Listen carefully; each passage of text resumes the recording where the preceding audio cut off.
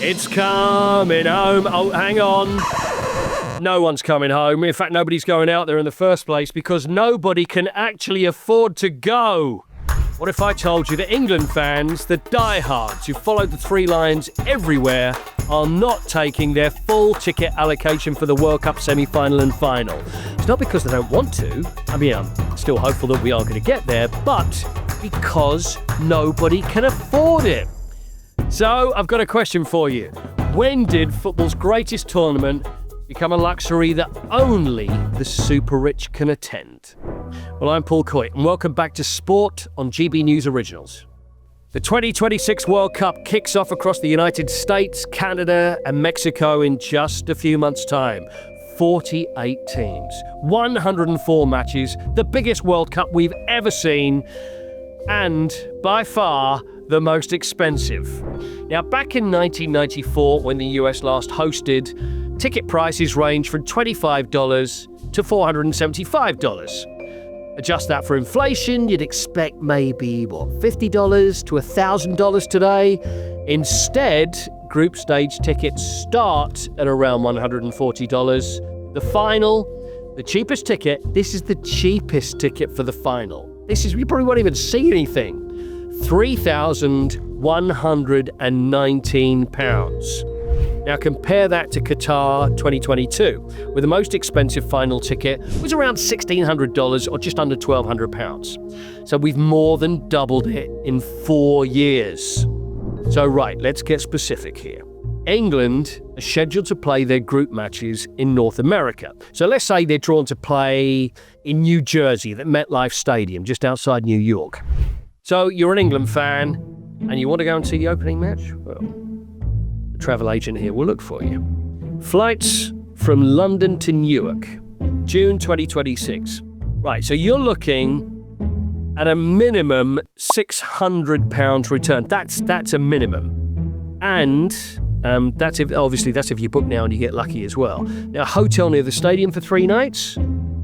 So we're talking bog standard chain here. So we're not talking your expensive one. What, 150 quid a night minimum. So there's £450. Then you've got to go for your match ticket. Now, England's allocation starts at £198 for category 3, which is, by the way, so far up, you're gonna need your binoculars. You're probably going to have to need oxygen. Actually, can you see? Is that a white shirt or is that? I can't really see what that is. That's how it's going to be for you. So I will continue with my laptop here. So now I'm guessing you're going to need to eat, right? You can't really just starve yourself throughout the whole time. Let's see how much that's going to cost you as well.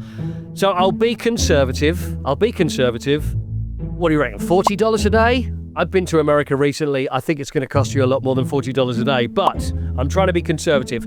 A pint in New Jersey as well. Let's say about £8 for that. Have 3 across the trip.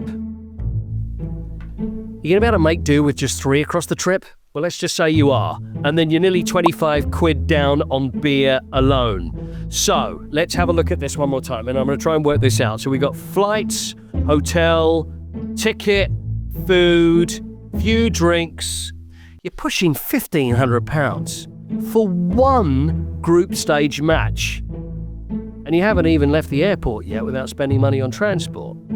Want to follow England to the knockouts? We'll stick around for a potential quarter-final, semi-final, where it's over £4,000. And again, I'm being conservative. And as you know me, I'm being extremely sensible. Now, the England Supporters Travel Club reckon a full tournament trip is over £5,000. So £5,000 to watch England. Maybe to make a semi-final. Now, here's where FIFA get really cheeky. I mean, this is the first time I've mentioned those 4 letters, but it's all about them. They've always had a ticket resale platform. Now, in the past, they capped resale at face value. They took about 10%. Even then, you think, they shouldn't really be doing this, should they? For 2026, no price caps in the US and Canada. And they're now charging both the buyer and the seller a 15% fee. So if someone resells a $100 ticket, FIFA pocket $30, providing a website. Just for providing a website. They've essentially become the middleman that they claim to be stopping. You know, there's all these places that are going, we don't, we want to make it fair. We want the fan to go, but you know what FIFA are doing? They're raking it in, and they're taking your money. Tickets on their own platform are already listed at insane prices. Now, when I say insane, how about this? A cheap seat for the opening match in Mexico City? A cheap seat. $5,324. Original price? $895. $895 is enough, isn't it? But when you're talking $5,000, it's insane. Now, if you're here insane, let me give you this.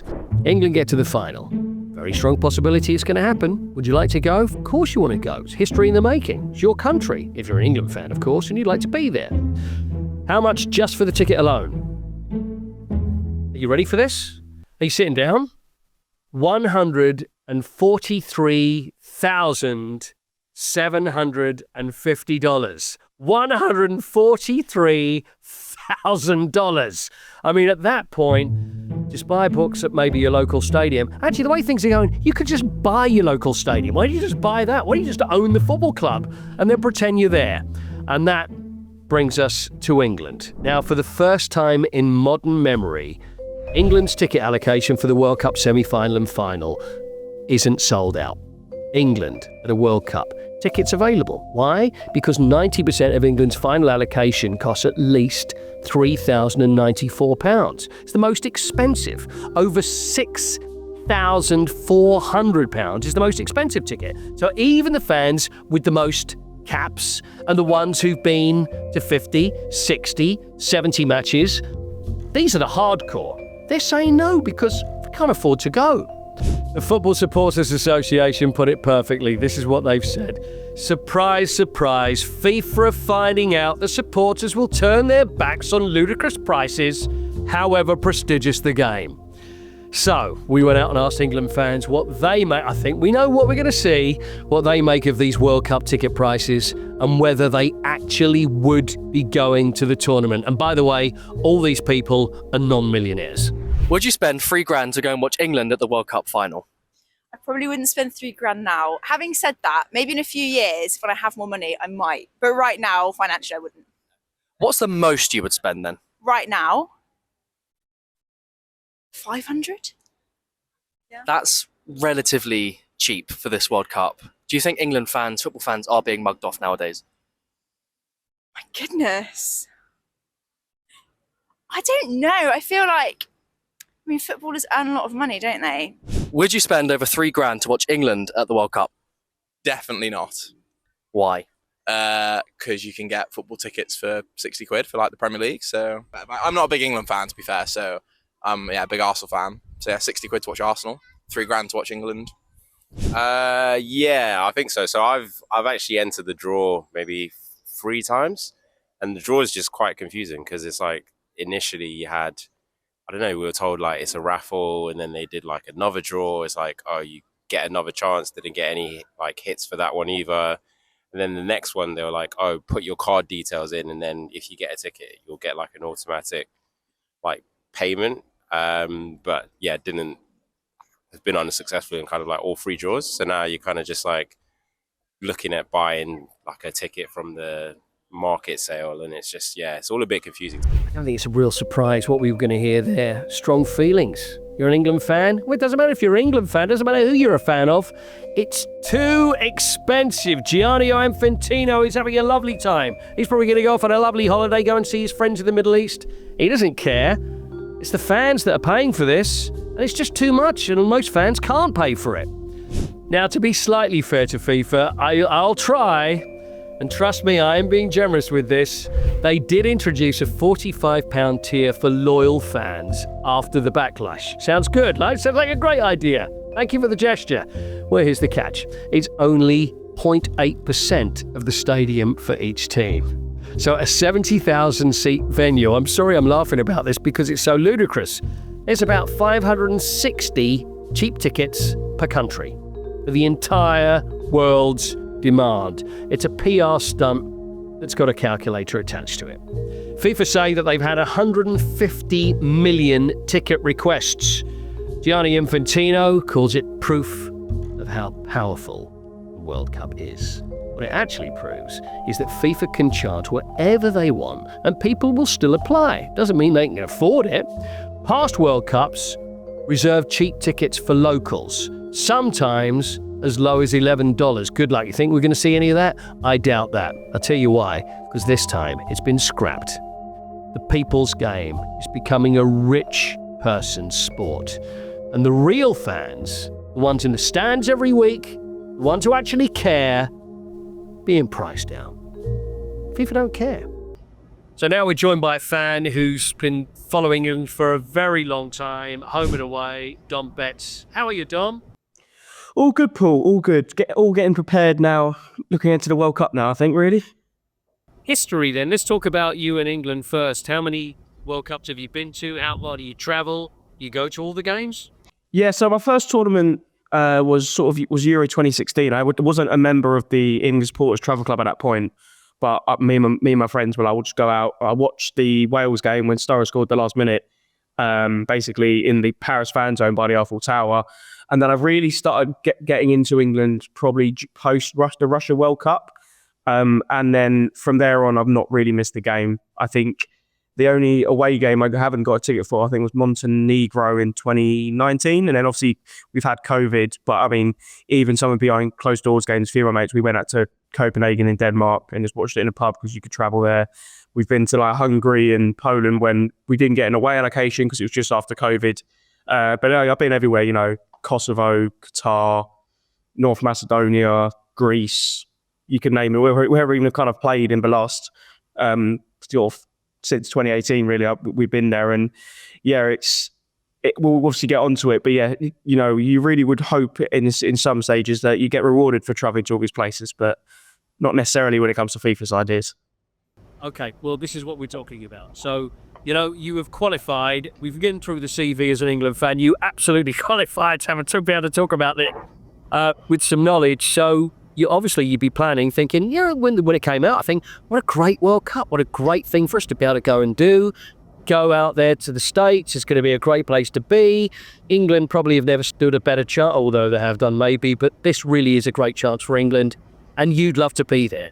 So, are you going to be there? Yeah, so I think a good comparison, I know it's not a World Cup, but I mean, I could compare it to Qatar, but basically, Qatar, you were flying to one place. You were in Doha, and then you could get to everywhere from there. I compare it to Germany at the Euros, probably everything, flights, I think I probably paid 800 for all the different flights I booked. Match tickets all the way up to the final for every game, I paid less than 400 quid. Whereas this tournament, when the prices were first announced, if you wanted to go to every England game, you're looking and this is the cheapest tickets they're offering to supporters, you're still looking at like $8,000. And then everyone kind of was like, right, this is not acceptable, FIFA. So then people kicked off from the national associations, and they were like, oh, we'll announce this another category for the top level of fans from each fan base, and it only ends up being 400 to 500. And I think that only reaches the level, if you take it with every single person applying, would have reached people who've been to every game since Qatar and can't have missed one since then. That includes that's trips to Naples, Malta, North Macedonia, Greece, Ireland, Finland, Latvia, Albania, all over the last sort of 3.5 years. This is a England supporters club. How does that work then? So is it like most fans would you get points for each game that you travel to, and then it gives you more chance of getting tickets? Yeah, essentially it's a 4-year cycle. So for applications, it'll be everything post the previous World Cup. For the Euros, it'll be from the previous Euros type thing. And you get 2 points or 2 caps, as they call it, for each game. And then, for example, when they do an away game, the top 70% goes to the top sort of caps level, and we'll see how many people have applied. And then 30% will be a random ballot. And, people, some people do it differently. Some people just like the traveling aspect, and that's why they go to every game. But some people will just go to the home games to collect some points so they can get tickets for the tournaments. And you think that will reward you for them when it gets to the tournament for you to get the tickets that you want. Then these ticket prices come out for the USA World Cup. And as I said, $6,000, $7,000, $8,000. I think the lowest ticket before they announce this second category or fourth category, as they're calling it, you'd be looking at northward of £3,000 for a World Cup final ticket. You compare that to the Euros final, the last two that we've been in, and they've both been under 100 quid. I think they've been in roughly about £90. So you can see the massive difference there. You know, the applications have all sort of been done now, and you know, I've not missed a game, so thankfully I'm eligible for these $60 tickets that have come out. But I've got mates who've missed, I think, no more than 2 games in the cycle. One was, if I talk about one of my mates, he missed one game, which was Naples, the first game after Qatar, because his nan passed away. So obviously he couldn't go. And then that now means if we get to the final, he'd be paying £3,000 more than me, which is it's not what we following them for. Like we're following because we know it means we'll get a good value tickets. You know, it's supposed to be the working man's game, as people say. Well, there's no working man who's going to be able to afford, you know, 3,000-4,000 tickets for the ticket. That's just a ticket. Well, we've done the math, and it's probably the price of a small house to actually go and see England play. I mean, and let's face it, being a fan of England is one thing, but also the players are going to need you there as well. The players need the support, and it seems like nobody's going to be able to afford it. Of all the people that you know that are actually going to watch England and are making that trip over, do you know anybody that could afford to actually go to the World? Yeah, well, it's the only people who can afford to go is people like us who've been to every game who are eligible for these $60 tickets. You might $60. Those $60 tickets, they're not going to be a great view, are they? I mean, they just made a few of those available, probably just to try and make a point. Oh, we're going to do something for the real fan, but these aren't great seats, are they? Yeah, I mean, I think I was speaking to some Chelsea fans who went to the Club World Cup in the summer, and they were saying they obviously had the cheap seats and they were originally right at the top. But then FIFA were like, actually, we want it to look quite good, so they got moved down. So I think there'll be a lot of FIFA making more changes and more decisions between now and the World Cup, because they'll realise, as a commercial and product people are going to see on TV, it's not going to look as good if you haven't got the main supporter base, behind the goal that each team's attacking. But I think even with these new teams, it's just a token gesture. Like they're not doing it for the fans or anything like that. And I think, but as I said, it's not just the ticket prices. I said it is the flights. So the way I'm looking at it is, so the 2 pre-tournament friendlies I'm going to try to go to, because those are going to have loyalty points on it. And once we have Czech Republic and the Nations League after, if you miss those 2 games, you might not get a ticket for that game. So it's kind of, you're in the catch-22 of like, well, I want to be able to go to the away games, obviously in the Nations League after the tournament, but if I miss the tournament friendlies, will that affect me? And then from there on, I made the decision to not go to the group stage games. And I booked a one-way flight out for the round of 16, which if we were to win the group would be Mexico City. So I've kind of, gambled on that. And then from there onwards, I've sort of looked at cancelable and refundable flights if we were to get knocked out earlier, or if we end up going a different route. But I said it's so much, even gambling, looking at knockout games of we could be in this situation. So yeah, I think I know plenty of people who aren't going, or if they're going, they're doing like one game, or they're going, they've saved all their money just for that final ticket, just because if they can get to a World Cup final, they want to be there. And it isn't going to have the atmosphere of like the last Euros or even Qatar to an extent. Qatar was actually seamless. Although there was a lot of people talking about before the tournament, when we got there, it was just the most seamless tournament. Everything was so well planned. Whereas with America, a lot of people are actually like, well, all this traveling, even small things like, well, if England fans going to the bars and stuff, where it's like, is Ian from Barnsley going to be tipping Chad for getting a bottle of Budweiser out of the fridge? and things like that. You're spending money when you're there. How much more expensive America is compared to places like when we were in Germany in the last tournament. So it's getting further and further away from the working man's game. And I think you can see that in all aspects. I think you see that in the Premier League. If you look at the Premier League now, we're speaking on the 16th of February, and if you look at yesterday, the Super Sunday on Sky TV was the Scottish League, and you could see that the fan culture and the atmosphere was there. You watch Super Sunday in the Premier League, it's kind of adapt their atmosphere, and I think that's what FIFA are trying to create. They're trying to create it as this kind of Super Bowl type product instead of keeping it of what football should be. I agree. Really, really sad the way things are going. I wish you well, Dom, and I wish you a good trip. And the thing is, it's like you pay for it. If England, the further England get, the greater it is to be supporting them, but the more money is going to end up costing you. I hate to ask you this question, but have you sat down maybe with a little Excel sheet and thought, exactly, I wonder how much this is all going to cost? Yeah, I think roughly. So for the flights that I booked for that knockout route, I've probably spent northwards of £1,500 to £2,000. If I'm eligible for the cheaper tickets, so they would only cost me probably around £180. But if I wasn't spending that money, I'd be looking at, if I missed a couple of games, that match tickets, and then looking at, £4,000 for the games I'd be doing. Then spending money for 2 weeks, I'd probably going to budget for, 200, 250 a day. Hopefully we're in Mexico for the round 16, so it'd be a bit cheaper. But you're looking at nearly a third of your year's wages just on a 2-week trip, which is absolutely mental. Yeah, let's really hope it's worth it. Finally, one more. What would your message to the president of FIFA be as a proper fan? My message would be, if you keep going this way, you're going to lose what you think's the best tournament in the world, because you're going to make it into an Americanized Super Bowl, which is not what football is. I think you can look at the Euros, and the Euros 2028 in the UK did a really good PR move last week by saying, we're going to have this many cheap tickets for the fans. And you can have these hospitality-related tickets, but you can't lose what's key to football is the fans. Without the fans, and I'm not just saying this from England, I'm saying, Scotland are there, Wales get there, the African teams.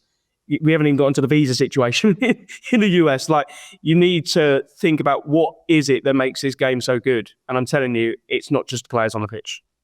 England scored the winning goal in the World Cup final, and there's polite applause around the slate. Be a disaster, but let's hope you have a good time, and let's hope England do well. And I really appreciate your time, Dom. Thanks a lot. No worries, Paul. Anytime. So there we have it. The World Cup. Football's greatest show, now with ticket prices that match an Elon Musk trip to space. Hope you've enjoyed this episode. If so, please be sure to hit the subscribe button for more. And this has been Sport on GB News Originals. Hopefully we'll have a happier one next time. I've been Paul Coyte. Thanks for watching.